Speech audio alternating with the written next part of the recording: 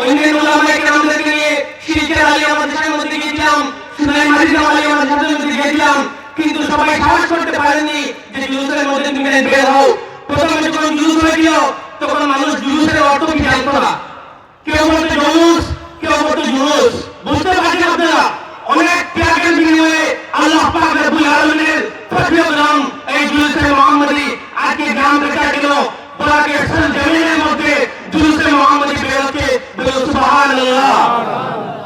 আমরা যখন 4 বছর সিনাইতে জুলুসে মুহাম্মদী বের করেছিলাম, 5 নম্বর বছর শিরকের মধ্যে আল্লাহ হযরত মাওলানা মওদুদ আহমদ বাবিয়া সাহেবুল্লাহ মাদ্রাজুল্লাহ আলীর নেতৃত্বে বিশালভাবে শিরকের জুলুসে মুহাম্মদী বের হয়েছিল, যা এখন পর্যন্ত বলাকে তুলায় তুলায় অলিতে গলিতে জুলুসে মুহাম্মদী সাল্লাল্লাহু আলাইহি সাল্লাম পালন হচ্ছে। আমি আশা করি কাল কিয়ামত পর্যন্ত চলবে, বলুন ইনশাআল্লাহ তাআলা।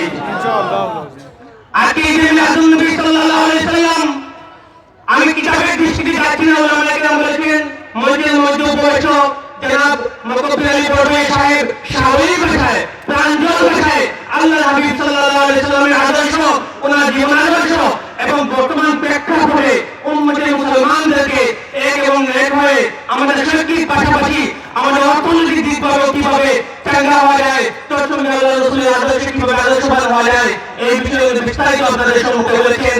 অত্যন্ত প্রহরদের মধ্যে আপনারা এখানের মধ্যে এসেছেন, আমি প্রথমে শেয়ার পাঠ করে দিলাম, নিশ্চয়ই আল্লাহ রাসূল সাল্লাল্লাহু আলাইহি সাল্লামের জন্য আপনাদের মহব্বত আছে, যার জন্য আপনারা এসেছেন। কারণ আল্লাহ হাবিব সাল্লাল্লাহু আলাইহি সাল্লামের প্রকৃত যদি আমাদের অন্তরে মহব্বত থাকতো না, আমরা আসতাম না। আর আল্লাহ হাবিব সাল্লাল্লাহু আলাইহি সাল্লামের সঙ্গে